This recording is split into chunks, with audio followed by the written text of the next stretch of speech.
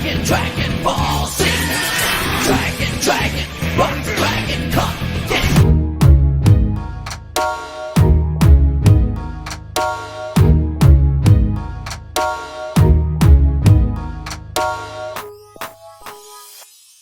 Welcome back to the Puncher's Point. We have another prediction episode for you guys today. Naoya, the monster Inoue. Y'all know him as top 3 pound for pound fighter right now. I mean, look, we can go on and on about this guy. I mean, let's put it this way. The man is a generational talent. And I don't say that a lot about many boxers. He is a generational talent. So I'm going to put it this way. Naoya Inoue is going to be fighting TJ Doheny for the WBC, WBO, and IBF Super Bantamweight championships. Now, for some reason, the WBA championship isn't being defended here. I don't know why, but overall, we got a good little prediction episode for you guys today. Now, I feel like me and Breezy, we gonna have differences in opinions on this one. Um, I'm not saying it's gonna be a shocker or an upset or anything like that. You know what? Maybe I am. Stay tuned to the whole Puncher's Point episode and find out. But I'm gonna say this right now. After seeing TJ Doheny's highlights and after doing some film study on him, I think we got ourselves a potential good fight. I think it could be a lot better than the Luis Neri fight, if you ask me. So let's just go and break it down. All right. Obviously, we're going to start with the man, the myth, the legend, Naoya Inoue. Naoya Inoue, I mean, we could say so many things about him, Breezy. I mean, 30-0, 27 knockouts.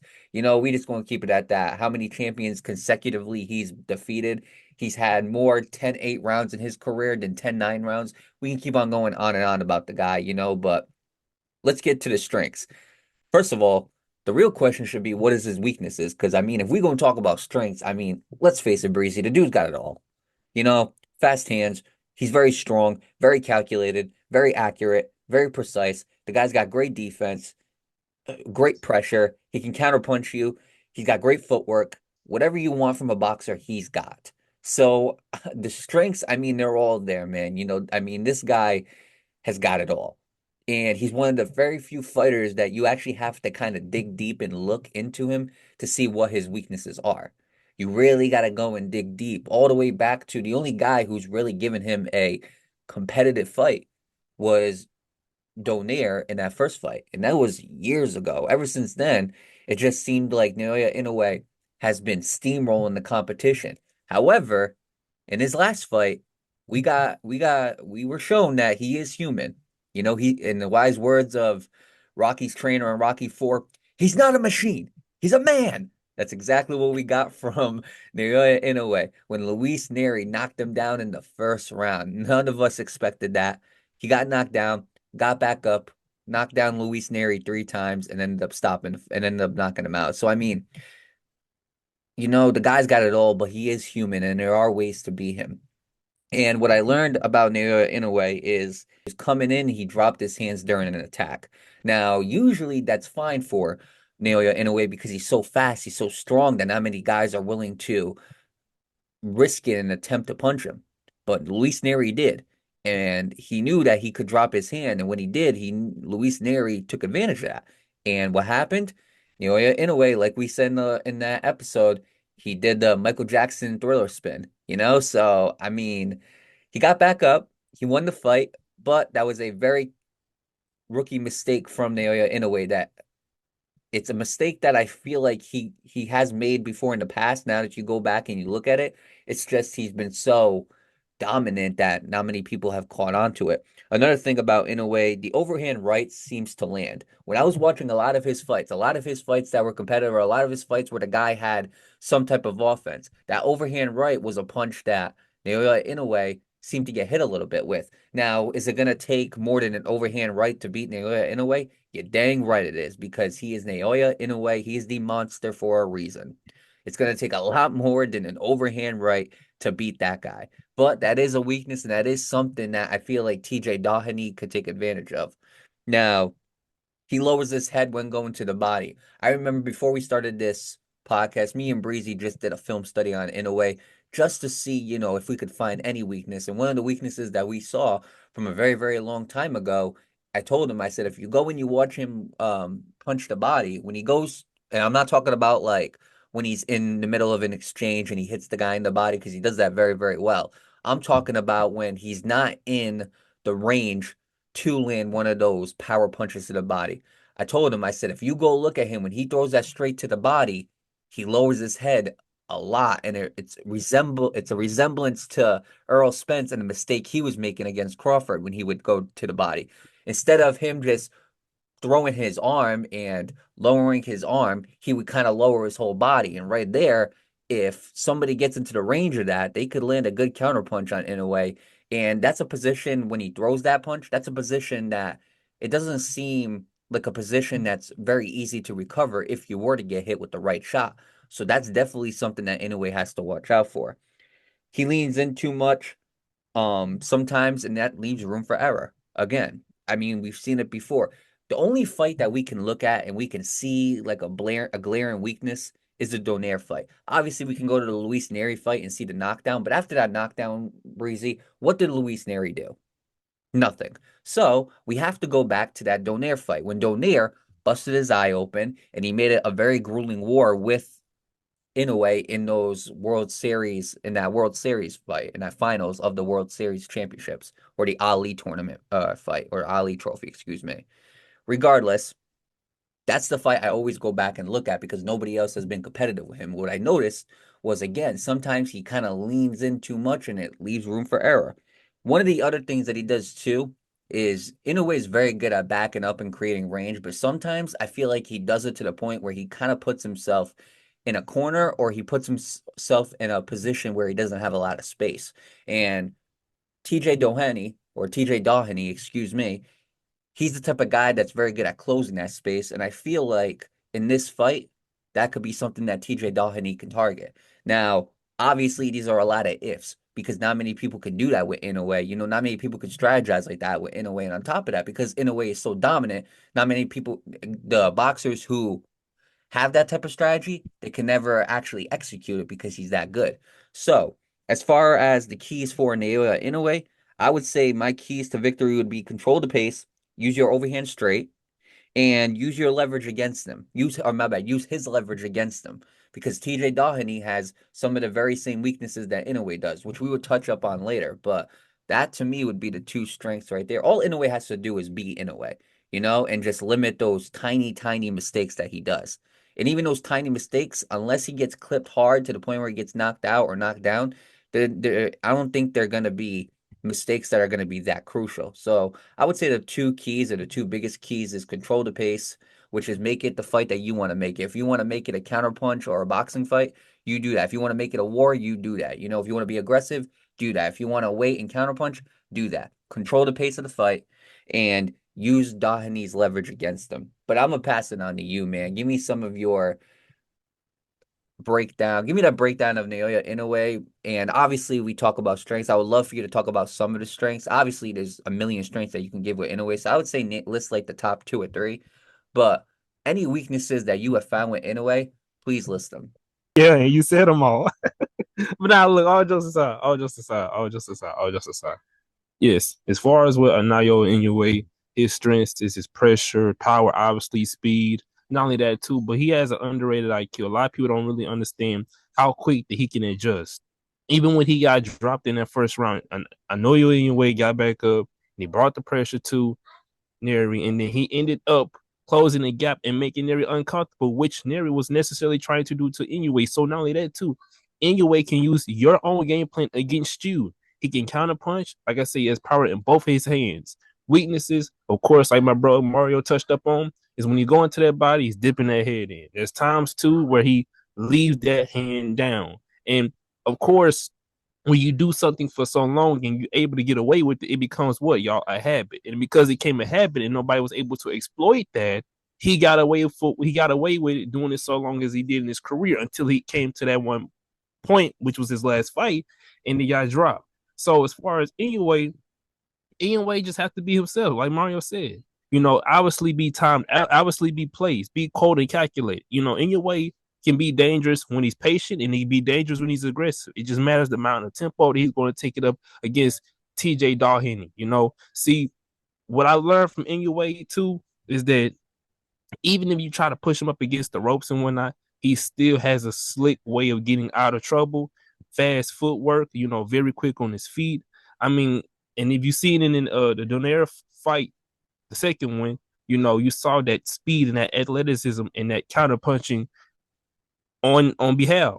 But the thing about it is with Inoue too, like Mario said too, it's not so many things that he lacks in because he's a pure boxer. He's a pure technical boxer. And the thing about it is too, for TJ Doheny is going to have to kind of mix it up too. Throw in a little bit of awkwardness for Inoue. Try to mix it up. If you be too predictable, Inoue is going to exploit every single move, and he's going to be using his IQ, and he's going to be using his footwork, and he will.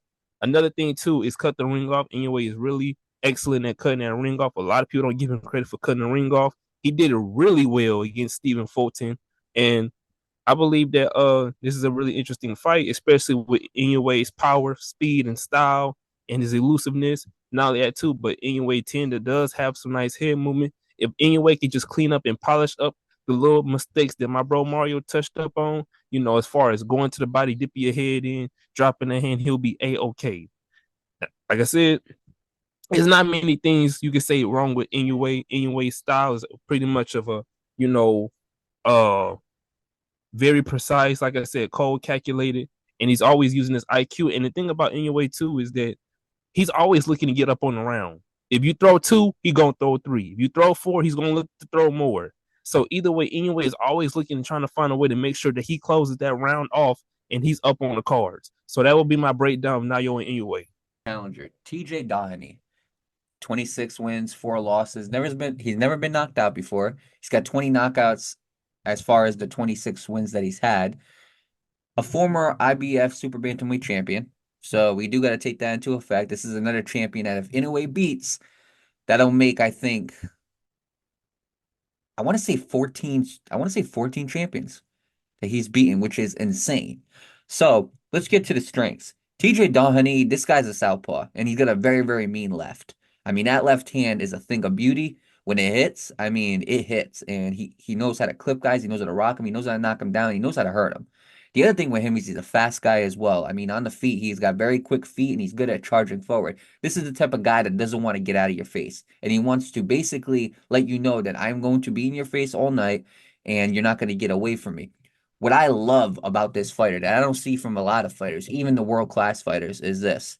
There's been times where an opponent will clinch him, grab his arm, and instead of him like waving his arm to the ref, being like, come here and break this up, you know what he does? He uses his other arm, and he uses that other arm, and he starts nailing them right in the chin as they're holding his arm. He will just boom, boom, boom. And the thing is, because these guys are holding his arm in a clinch, they don't have the leverage or the balance to handle those punches. So I've seen 2 guys get knocked down by holding his arm, and he just batters their chin. And this guy is ruthless. And this is why I think it's going to be an amazing matchup. I'm going to be honest. It's got all the potential to be Luis Neri versus Naoya Inoue. All the potential. Even if this fight somehow goes 6 rounds, it's going to beat that fight. Because I just feel like TJ Doheny is that type of guy that could possibly give Naoya a little bit of problems. I'm not saying he's going to go and he's going to beat them. Again, you got to tune into the prediction to figure that out. However, what I will say is this guy, I think this guy's a lot tougher than people think. Another thing is he's good at level changing. He's the type of guy that is very good at starting low, going to the body, and he uses that to set up a lot of punches that would clip a guy in the chin. And what I think that he does a really good job of that I mentioned earlier is how he's able to set that up by collapsing the space. He's not that type of guy that's going to do that with space. He's the type of guy that's going to collapse that space, and he's going to compact that space and make it very difficult for you to have any space to do anything, which Naoya Inoue loves space. And usually when there's not a lot of space between opponents, it's usually because Inoue decides to close it. But if TJ Doheny can be that guy to close that space on Inoue, I feel like Inoue is going to have some problems, and he's going to have to readjust in this fight. Now, as far as the weaknesses with TJ Doheny, this guy, like I said, he is ruthless and he throws to kill. But that could also be a weakness because not every single punch that you have to throw has to have 100% power into it. And that's his issue.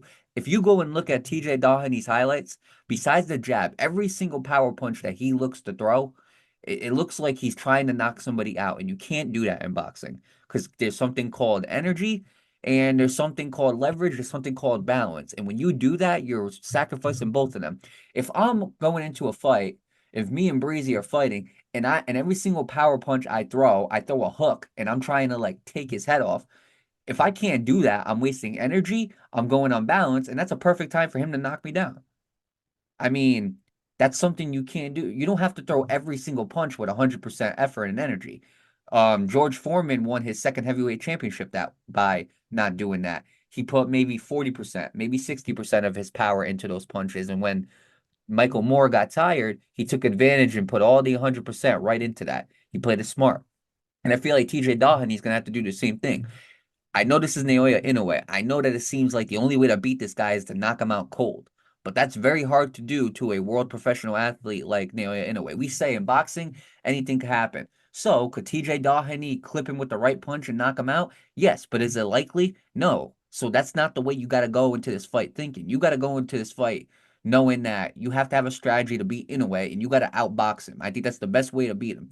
Now, a lot of y'all I can see in the comments, you're going to say, oh, well, why didn't Stephen Fulton do it if it's that easy? Stephen Fulton's one type of fighter. Stephen Fulton also didn't have the power that TJ Doheny had. He was a very good boxer, but I feel like if Stephen Fulton had some of that power too, I feel like he could have definitely made it a lot more competitive for Inoue because I feel like Inoue was very comfortable with charging the attack on Stephen Fulton because he wasn't worried about the power.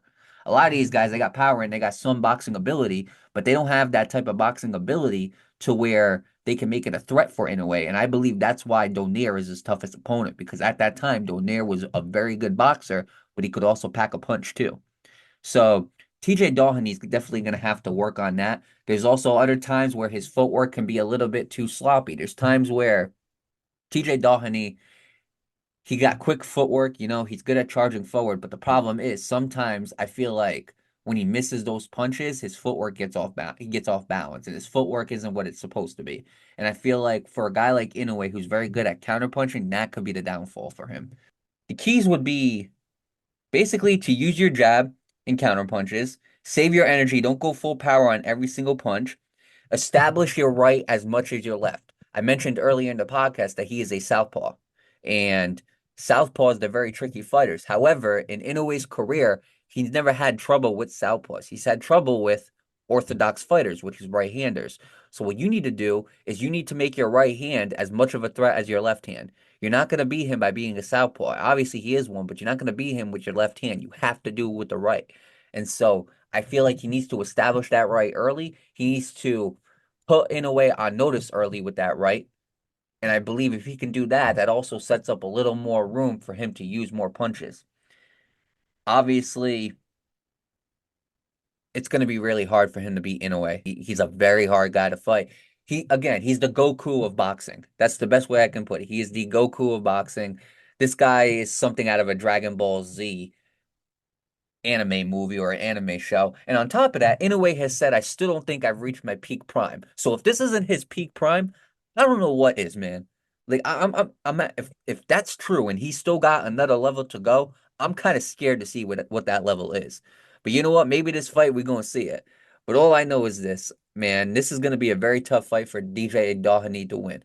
However, Inoue at the end of the day is a man. It's been proven before, and you got to go and beat him. And the best way to do that, you're going to have to outbox him. You can't rely on getting a lucky punch and knocking his lights out. It could happen, but it's very, very unlikely. You have to outbox him, and you got to be a threat to him. That's how Donaire almost beat him. That's how Donaire had his moments. And so I'm going to pass it on to you, Breezy. I need your breakdown, TJ Doheny. Is there anything that I didn't specify or I didn't say that you kind of picked up on? And if so, we'd love to hear it. TJ Doheny's strengths, power, very aggressive to the body. He also has a nice, decent way of cutting off the ring. He has dangerous hooks, power in both hands. He has a sneaky left hand that you have to most definitely watch out for. He has an awkward way of throwing punches at times. Strong, brutal, ruthless jab. I've seen that jab put some guys on the canvas before. Nevertheless, footwork, he got some cool, nice little footwork to him. Weakness. I've seen times where TJ Doheny would take his shoulder and he would put it this way. And when he does that, he has his shoulder all the way down here. While this hand could be ready, and his hand is in the back, he's ready to counterpunch you. I've seen times where he's been counterpunched by doing that stance. Not to mention, too, he has a habit of keeping his hands sometimes at his waist. You don't ever do that. Step one is you always keep your hands up. And if he's getting into a fight with somebody like Inoue, somebody that can KO you at any given moment, your hands are going to need to be up. 10 and 2. 2 to 10, 10 to 2, all that. Keep your hands up when you're getting in the ring with Inoue. So he keeps his hands down. He keeps that guard. Nevertheless, too, it's his aggressiveness. Like Mario said, too, sometimes it may help you. But kind of like in Inoue's situation where he kind of was able to get away with keeping that hand down, it looked like it paid. It didn't pay for him, but he still got knocked down. This is the same thing with TJ Doheny. TJ Doheny, he has a way of keeping his chin up in the air at times. He has a way of being overly aggressive to where he can counterpunch. There's times where I've seen him, he hit guys, and yeah, he knocked them down, but he still took something in return. But here's the thing, though, and it's like that because it's like, judging off of what I've seen, TJ Doheny was faster than a lot of these guys. He was more powerful than these guys. So it's a different ball game when you're getting in there with somebody whose levels above those guys you're fighting, who can match that power and who can also match that speed. So him keeping that chin up, him keeping that sideward stance where he throws his punches, those are all indicators and factors of him can be getting caught by anything at any given time by Naoya Inoue. Nevertheless, though, like I said, he's a strong, fast guy. Like Mario said, he goes up to the body, he goes up to the head. He has a nice way of mixing it up. Strong hooks, very strong left hand, power in both hands, and he has some nice speed to him. But that would be my breakdown for TJ Doheny. And it might not be very significant, but I do think it's very interesting, is TJ Doheny has had a decent amount of fights in Japan. He's had a decent amount of fights in Japan, so, and this is going to be taking place in Tokyo, Japan, and he's beaten a lot of Japanese fighters in Japan. So, I mean, who knows? This might be another case where Doheny goes into Tokyo and he gets an upset. You never know, but at the same time, I think Breezy's breakdown was pretty fair. You know, some guys really try that Philly shell offense and it just doesn't work, or that Philly shell stance and it doesn't work. Again, he does drop his hands a lot. The other thing too I forgot to mention was he does have a weakness to the jab and that backhand. A lot of guys will throw that straight backhand at him when he goes to throw one of those wild hooks, and he'll get clipped with them and he can't recover. So I do feel like there's a lot of things that TJ Doheny's going to have to tweak up. He's going to have to critique, especially in this fight. If you want to beat somebody like Naoya Inoue, you cannot make those mistakes. One mistake could be the end. Now, with that being said, let's go to the odds. TJ Doheny is a plus 1,800 underdog, while Naoya Inoue is a minus 5,000 favorite. With that being said, Breezy, who do you got win this fight? How do you see it happening? And one more question. Even if you, most likely you got Naoya Inoue winning this fight, but even if you do, would you suggest to bettors that maybe they should put a bet on the underdog, or do you feel like you should put it on the favorite and you shouldn't risk it for this fight? Only put your money on TJ Doheny if he gets knocked out and loses, and y'all not gonna get mad at me. If y'all not gonna get mad at me, do it. But if y'all gonna get mad at me, don't do it. Because I know how some of y'all bettors be. But to answer your question, Mario, I'm going with Inoue, and I'm going with Inoue by 7th round KO. I think he's going to catch Doheny, and Doheny is going to be out. Good night, Irene. Nah. But as far as the other question, no, all jokes aside, though, y'all, there's nothing wrong with placing a bet on TJ Doheny. This is boxing, okay? We just saw Virgil Ortiz get dropped like, what, 2 times? So anything can happen in this sport. So, no, I will not say that it would be crazy or stupid or out of the realm to bet on TJ Doheny. For you bettors, place a bet on Inoue. Place a bet on TJ Doheny. I feel like there's no lose in this situation. Both of these guys are fast and both of these guys are very powerful. But all in the end, I got my boy Inoue by 7th round KO. I think it's going to be interesting. In the early rounds, I think it's going to be a back and forth of boxer versus boxer. And I think once we get to those later rounds, it's going to become more aggressive. more hype, hyper and more, in the field, more inside, more intact with each other. And I think all in the end, I think Inoue is going to catch him in the 7th round and get him up out of there. I disagree. You should not bet on TJ Doheny because I got Naoya Inoue winning by 5th round KO. Now, here's the thing. A lot of these betting sites, they got the over under at 3.5 and 4.5 rounds. Okay, here's the thing. I think you should take the over on that. All right.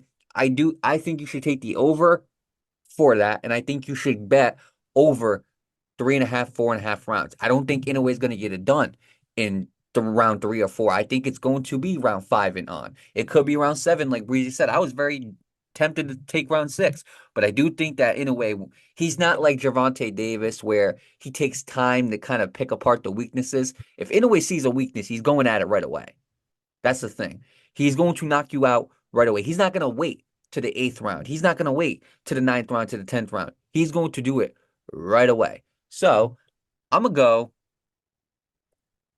Naoya Inoue, 5th round KO. I think he's going to clip him with a counterpunch. He's going to knock him down.